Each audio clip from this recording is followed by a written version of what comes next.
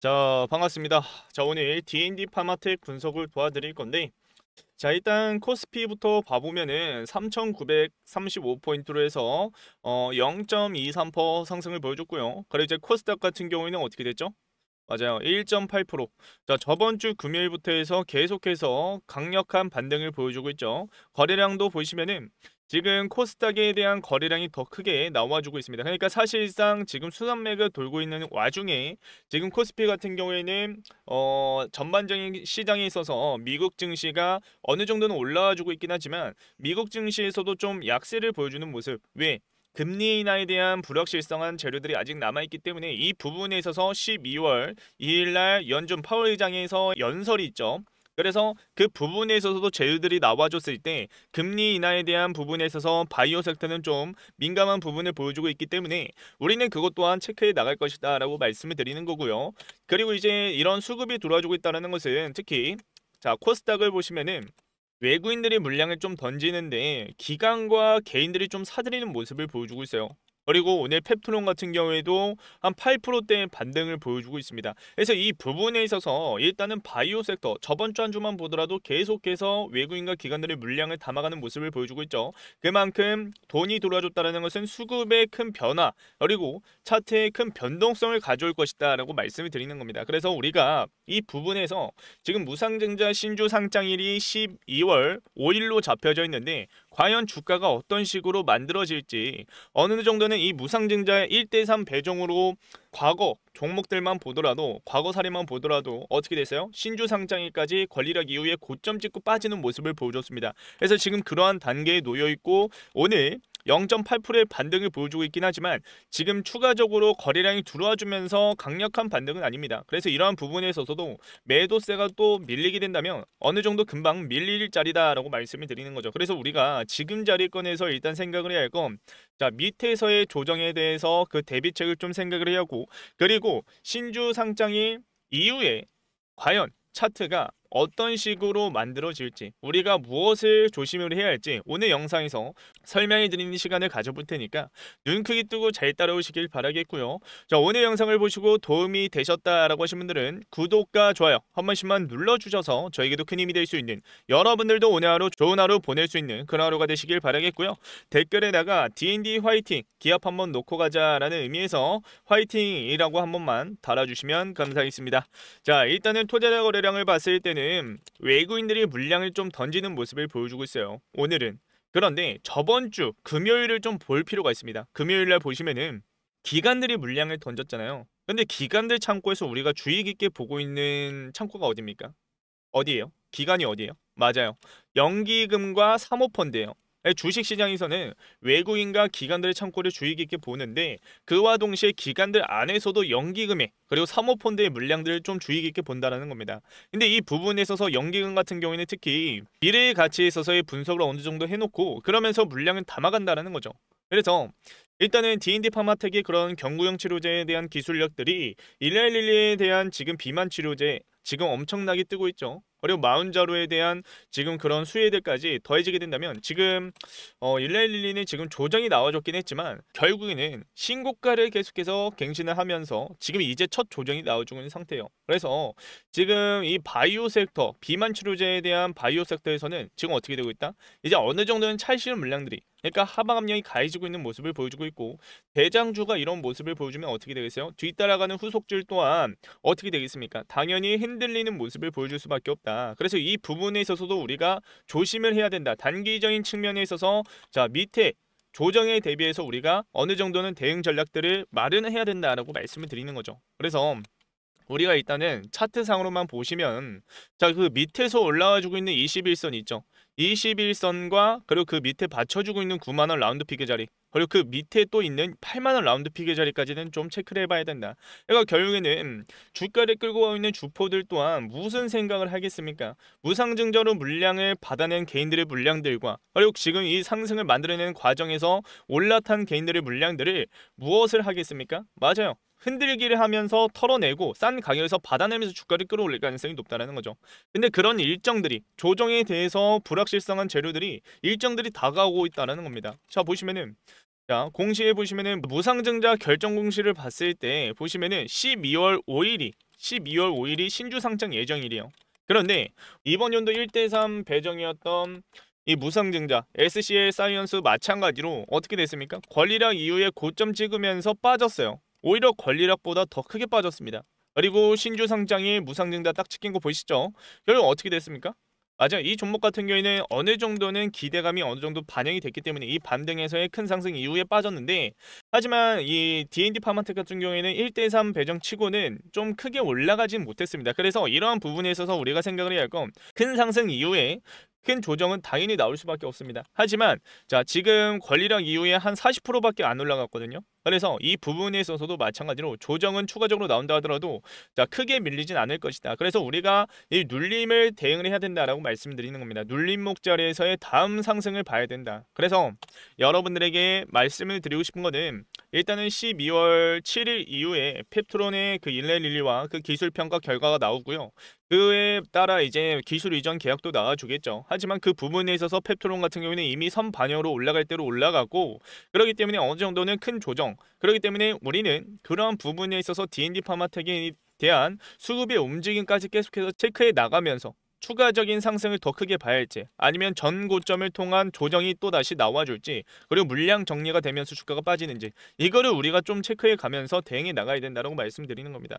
그러면 우리가 총 정리를 해봤을 때 일정들을 우리가 무엇을 이용을 해야겠어요? 맞아요. 일단은 신주 상장일까지는 어느 정도 하방압력이 계속해서 가해지기 때문에 공매도 물량들도 많이 쌓여져 있고 신용 물량들도 줄어들고 있는 추세입니다. 그래서 그런 부분에 있어서 어느 정도는 더 흔들기가 나올 거예요. 그런가 동시에 신주 상장이 이후에 우리가 무엇을 봐야겠어요? 맞아요. 돈이 돌아준 구간에서 어느 정도 지지가 나와주기 때문에 우리는 그 부분에 있어서 지지 구간 확인을 하고 거기서 비중을 확보를 한 다음에 앞으로의 단기적인 상승에 있어서 전 고점에 대한 물량들까지 우리가 저항까지 좀 체크를 해봐야 된다. 맞고 떨어지는지 아니면 이 자리권에서 그냥 그대로 돌파를 하는지, 이거를 체크해야 된다라고 말씀을 드리는 거죠.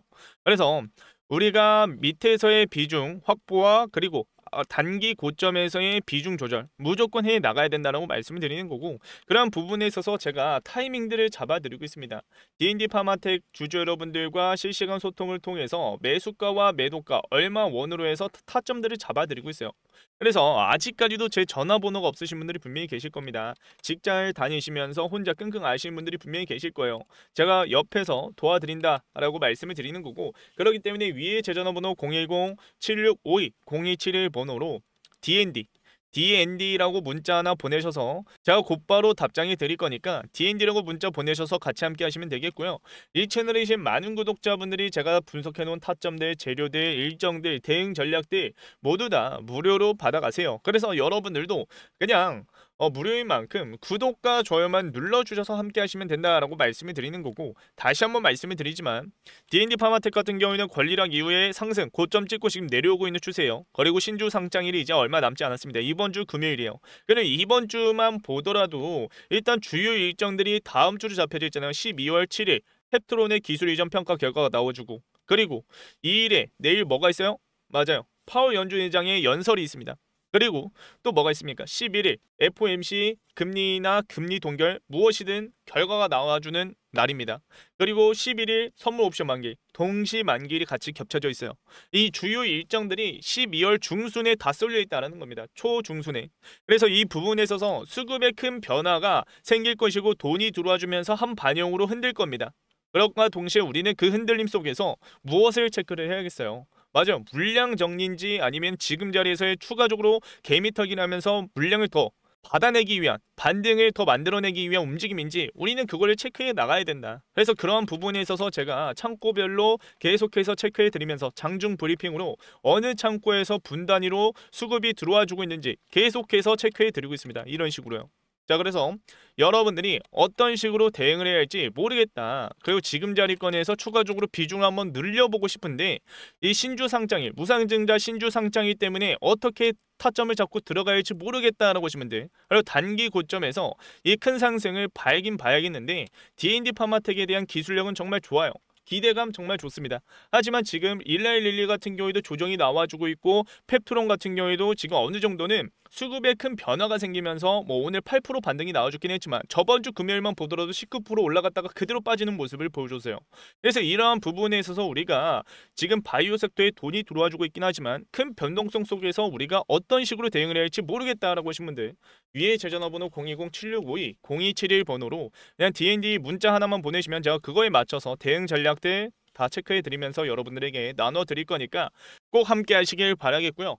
자, 우리 이제 영상 마지막에 선물 하나를 준비를 해놨습니다. 자, 이 선물 같은 경우에는 지금 현물만 들고 가신 분들이 정말 많습니다. 그런데 이 부분에 있어서 여러분들에게 말씀드리고 싶은 거는 지금 주식을 하면서 여러분들이 좀 느끼셨을 겁니다. 자, 상승이 나와줬을 때는 당연히 수익에서 계좌에서 수익이 날 수밖에 없겠죠. 하지만 조정이 나와주면 어떻게 돼요? 맞아요. 여러분들이 이 상승에서 계좌를 그냥 방치하시는 분들 절대 없어요. 자, 물량을 던지든 아니면 불타기를 하든 평단가를 결국에는 높여나가는 흐름을 가져간다는 거죠. 그래서 결국에는 조정이 나와줬을 때 손실액은 더 커지면서 여러분들의 수익이 그러니까 점점 줄어드는 그런 모습을 보여줬을 겁니다. 그런데 우리가 생각을 해야 할 건 결국에는 주식이라는 것은 현물이라는 것은 상승이 나와줘야지 수익을 가져갈 수 있는 구조인데 우리는 이 조정에 대해서도 어느 정도는 수익을 가져갈 수 있는 대비책을 마련을 해야 된다는 겁니다. 그러니까 현물에서 손실이 난다 하더라도 그 손실을 메꿀 수 있는 방법들을 가져가야 된다. 그게 안전자산이다라고 말씀을 드리는 거죠. 그래서 이 안전자산에 관련해서 좀 설명해 드리는 시간을 가져올 텐데 금, 달러, 엔화, 채권, 은이든 선물이든 ETF든 코인이든 어떤 식으로 돈을 굴리냐에 따라 우리가 알고 있는 뭐 공매도든 풋옵션이든 이런 파생 상품 뭐 인버스든 이런 게 아니라 우리가 증시가 올라갔을 때 빠지는 과정에서 이 빠지는 과정에서 수익을 가져갈 수 있는 안전자산에 관련해서 어느 정도는 지식을 갖고 계셔야지 여러분들이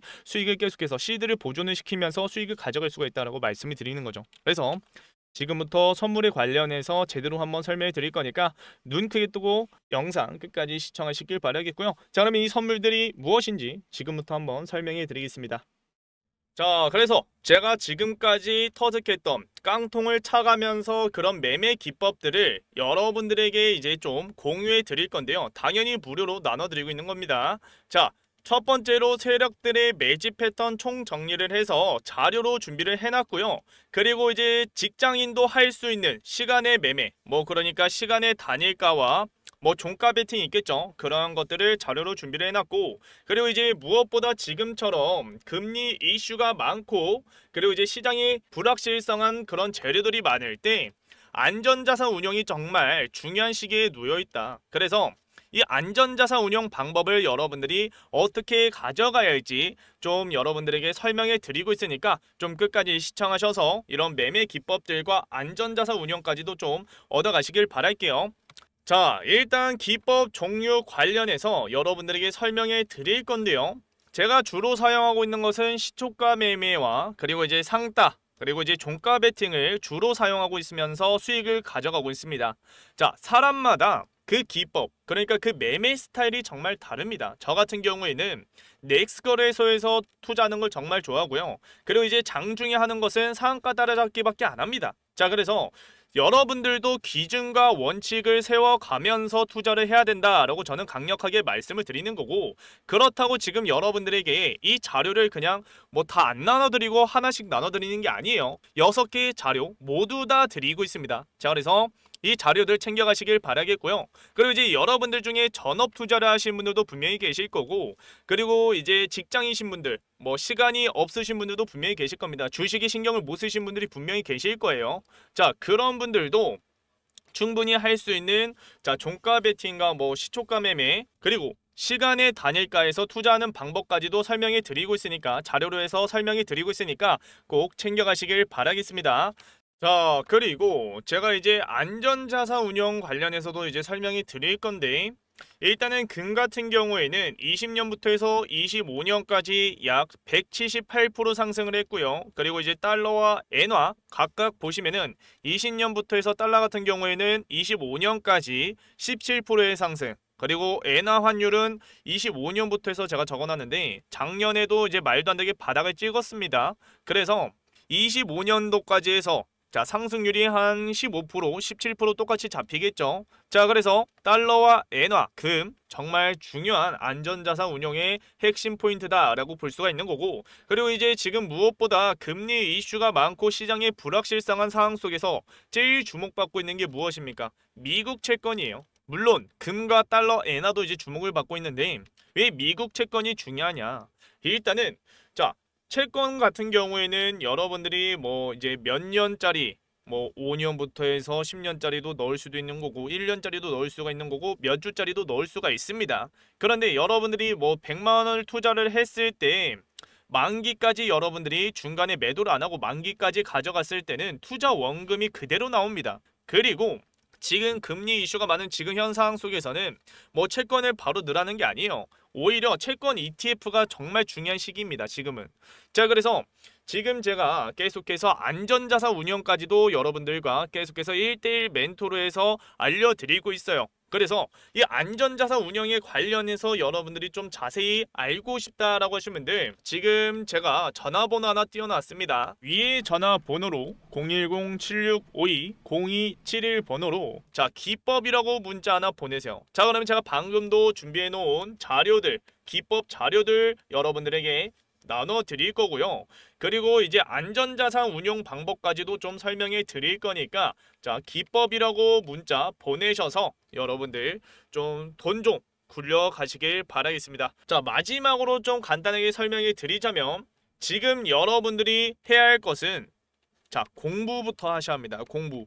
투자의 기본 원칙이 무엇입니까? 기준과 원칙을 세워가면서 여러분들이 감정, 그러니까 뇌동매매를 하시는 게 아니라 로봇같이 이성적으로 투자를 하셔야 된다라고 저는 말씀을 드리는 거고, 그리고 이제 어느 정도 여러분들이 돈을 굴려가면서 이제 좀 쉬어가는 타임도 있을 거예요. 그리고 이제 시장이 매번 좋을 수는 없습니다. 그래서 주식시장에서 이제 여러분들이 좀 생각해야 할 게 안전자산이다라고 저는 말씀을 드리는 거고, 이 안전자산을 여러분들이 어떻게 가져가야 할지 좀 정확하게 이런 방법들을 설명해 드릴 거니까 기법이라고 문자 꼭 보내셔서 같이 함께 하시길 바라겠고요. 그렇기 때문에 010-7652-0271 번호로 기법이라고 문자 보내셔서 앞에 이제 소통방 입장을 하셨으면은 기법이라고 문자 보내셔서 함께 하시길 바랄게요. 자, 그러면 오늘 영상도 끝까지 시청해 주셔서 감사하고요. 지금 이 영상을 보고 계신 분들만, 자, 그러니까 소통방에서는 안 알려드리고 있는 자료와 방법들입니다. 자, 그래서 여러분들 꼭 기법이라고 문자 보내셔서 함께 하시길 바라겠고요. 다음 영상에서도 더 유익한 정보들 들고 올 테니까 꼭 영상 매번 찾아주시길 바라겠습니다. 자, 그러면 다음 영상에서 찾아뵙도록 할게요. 감사합니다.